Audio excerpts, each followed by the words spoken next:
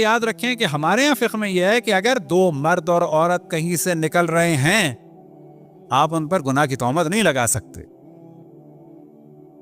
خصوصاً کب کہ اگر آپ ان سے پوچھیں اور کہ ہم نے شادی کی ہے.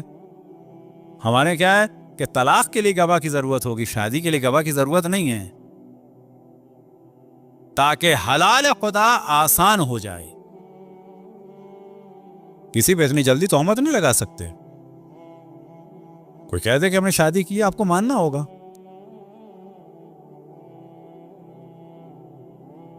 یہی وجہ ہے کہ ہمارے ہاں وہ عدل و انصاف نظر آتا ہے کہ جو واقعاً اشرف الانبیاء کے ذریعے سے ہے. وہ خشونت، وہ ظلم اور قتل عام نظر نہیں آتا.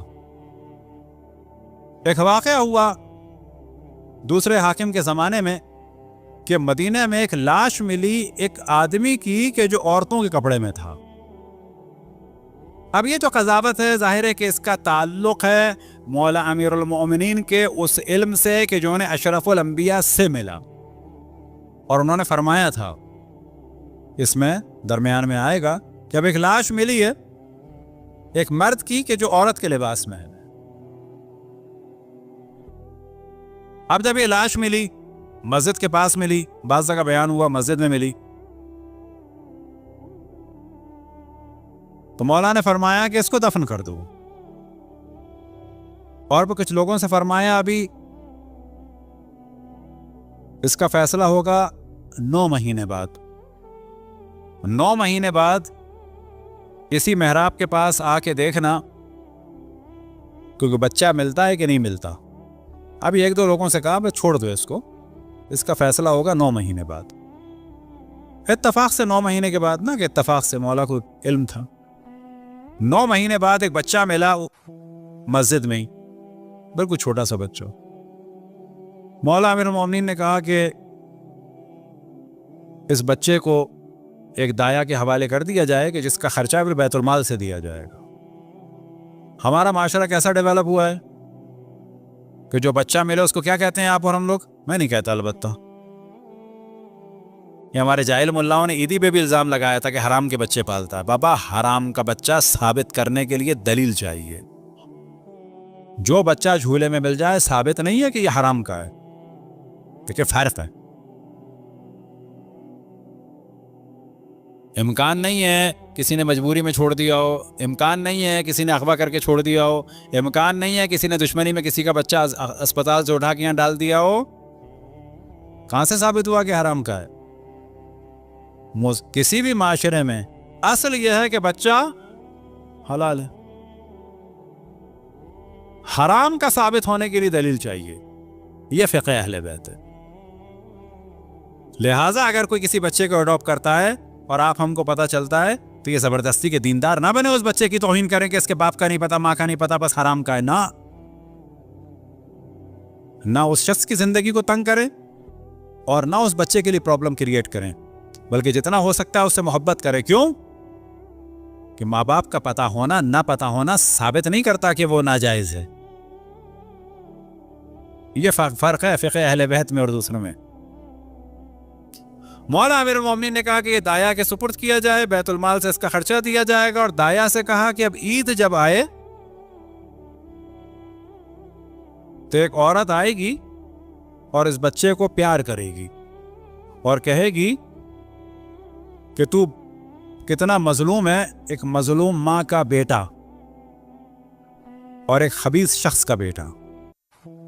وہ پیار کرے گی اور جب وہ پیار کرے تو اس کو پکڑ لینا اور میرے پاس لے آنا. اب یہاں کوئی کہے کہ ممکن ہے کہ مولا امیر المومنین خود ہی سارے کام کر لیتے نا. اب اس کے بعد عید آئی اور یہ بچہ جو ہے وہ اس خاتون کی گود میں تھا، اور ایک خاتون آئی، دایا کی گود میں تھا، ایک خاتون آئی اور اس نے کہا اسے پیار کر کے کہ اے مظلوم ماں کے مظلوم بیٹے اور ایک خبیث شخص کے بیٹے. اس نے پیار کیا، اس خاتون نے دامن پکڑ لیا. اس نے چھڑانا چاہا کہ نہیں، مجھے بتایا تھا علی ابن ابی طالب نے، تو میں لے کے جاؤں گی. تو خاتون نے کہا کہ میں تمہیں اتنا مال دوں گی 10 یمنی چادریں دوں گی، 10 یمنی حلے دوں گی، یعنی خاص کپڑے یمن کے، یمن کی چادر، یمن کے حلے یعنی خاص کپڑے وہ مشہور تھے، اور 300 درہم دوں گی، اور اگلی عید میں پھر آؤں گی ملنے اور پھر تمہیں اتنا ہی دوں گی۔ اس عورت نے جانے دیا۔ مولا امیر المومنین نے سوال کیا کہ کیا ہوا، کوئی عورت آئی تھی؟ کہا کہ نہیں۔ تو مولا امیر المومنین ناراض ہوئے کہ امکان نہیں ہے کہ نہ آئی ہو، کیونکہ میرے حبیب نے مجھے خبر دی تھی۔ یہ وہ علم ہے کہ جو اشرف الانبیاء کا خاص دیا ہوا ہے۔ علمنی رسول اللہ الف باب، کہ اللہ سبحانہ و تعالیٰ کے حبیب نے مجھے 1000 علم کے دروازے دیے، جس میں سے میں نے ہر ایک سے 1000 دروازے کھولے۔ اور پھر امام نے فرمایا کہ اب تم پکڑ لینا اسے، تم جھوٹ بول رہی ہو۔ اب جو عید آئی تو اسے پکڑا اور اس کے بعد لایا گیا، پھر مولا علی قاضی کے پاس لے گئے، اور داستان پتہ چلی کہ یہ لڑکی جو تھی اس کی پہلے ماں مر گئی، باپ مر گیا، بہن بھائی نہیں تھے۔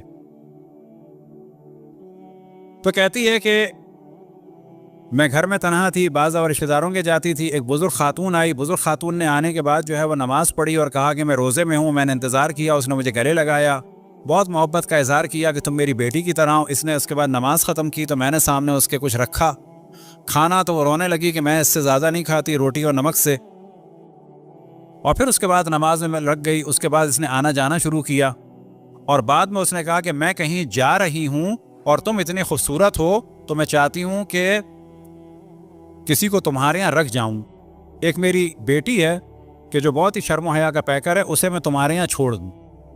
اور اس طرح سے وہ اس مرد کو گھر میں لے آئی تھی، اور اس مرد نے زیادتی کی، اور بعد میں اس لڑکی نے اسے قتل کر دیا، اور قتل کرنے کے بعد جتنا ہو سکا یا کسی کے ساتھ مل کے لاش باہر پھینک دی۔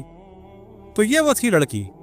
اب جب یہ قتل کا مقدمہ دوبارہ لے جایا گیا اور مولا علی نے کھولا، اور مولا علی نے بتایا کہ یہ معاملہ ہے، اس آدمی نے ظلم کیا، اس خاتون نے اپنا دفاع کیا، لہذا اس پر اب کوئی سزا نہیں ہوگی۔